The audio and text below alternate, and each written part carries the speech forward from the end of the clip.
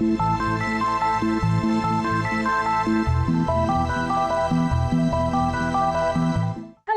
and welcome to Quantum Adventures. The quantum balancing game allows players to delve into the weird world of quantum mechanics and explore the strange behaviour of spin. We have created an entangled balancing game where players attach quantum particles to a hanging mobile. Quantum particles that spin in different directions make the mobile lean in different directions that can unbalance the structure and cause the game to be over.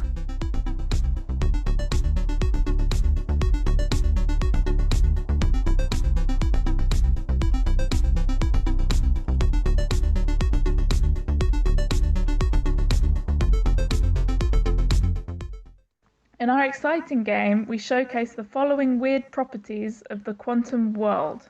Quantum spin is a bizarrely physical quality in the quantum world. It is similar to the spin of our planet, which has momentum and a magnetic field, but the quantum particles do not have an axis. The next type of particles that player can add to the mobile is superposition. Superposition is a quantum particle that can have more than one spin state at the same time. Only when it is measured will it be in one specific spin state. So, the final piece of quantum mechanics that we'll introduce to the game is entanglement.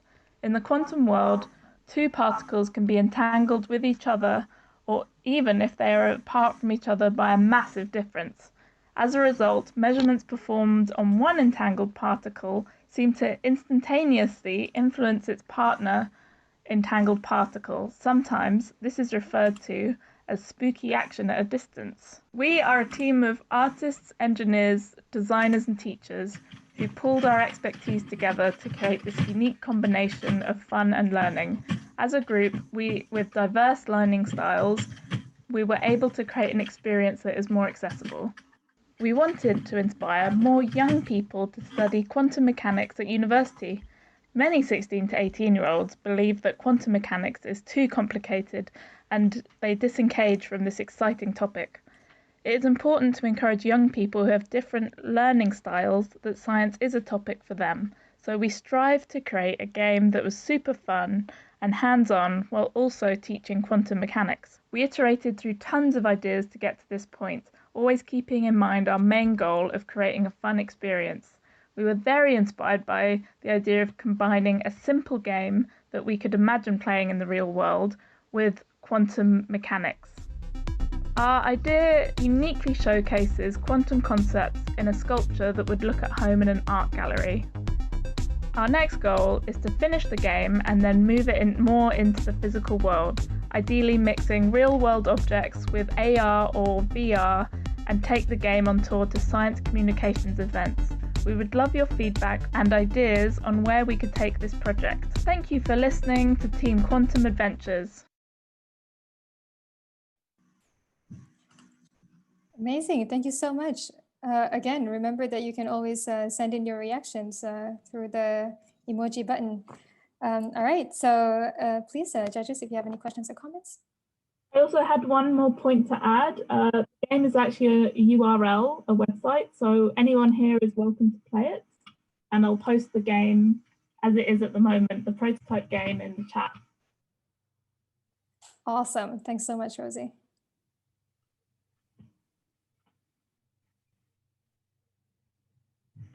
I have a question. How long do you think the typical young user will spend working on this, playing with this game? Have you minutes or how long? We're looking forward to, especially as we bring out the next iteration, to testing this with 16 to 18-year-olds, which we haven't done yet, but we're hoping around 15 to 20 minutes. I think when they first play it, they're just going to enjoy the game and have fun and be playing with their friends and finding things out. And then inquisitive teenagers will want to dig a bit deeper and explore more of the quantum properties. That was a real key, was that we were trying to make it fun and like a fun game first, and then if the user is really interested, then they can come back and learn the physics that underlies it. In the presentation, we saw that you explore different options and also different options of representing spin. Could you tell me a bit more about what led you to your final choice? Because of how we, the final choice of how we communicated it visually, or the final choice of which quantum mechanics we chose to go with? No, the shape you represent, the spin. Okay. So we looked a lot at going quite abstract because we imagined that quantum mechanics is actually quite abstract and it's not like a fixed object that you see in the real world. To using fun characters or specific things that point. And we found that we chose to go with pointing to show the direction, and we found that that was the clearest idea to be able to play the game. Okay, thank you. Thank you. I would first ask the question from Evgeny.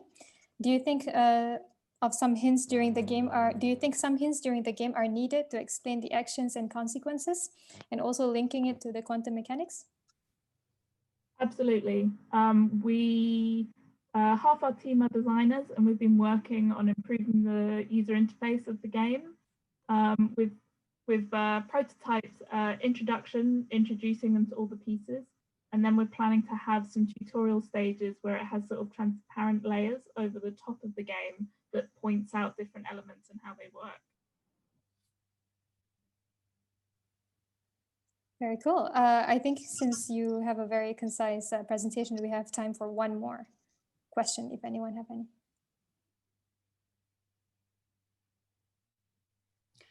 Well, I have one. Can you continue if you get it wrong? Can you continue if you get it wrong? Can you continue the game if you get it wrong? You can't get it wrong. Oh, it looks like Cameron might have something to say. Well, I mean, you can lose the game, but you can always start again.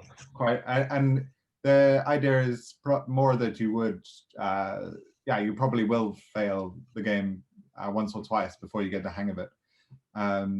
Because the idea is that you're going, like, you could play the game without any quantum effects. You could just play it with spin left, spin right, for instance, without any superposition or entanglement. But the idea is that you need to use the quantum effects in order to unlock basically more game options. So once you've figured that out, then you're more likely to expand, you're more likely to be able to play for longer.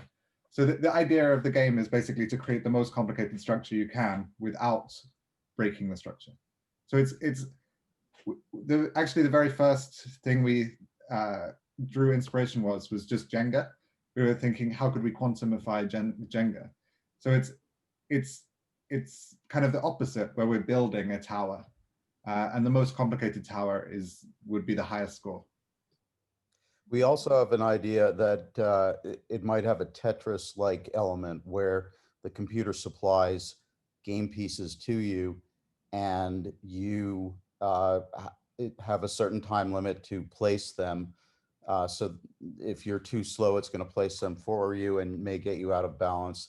Computer may also choose to entangle particles. So if you then measure one, it would affect the other. So there are a lot of ways to exploit quantum effects and use those as part of the game and the game rules.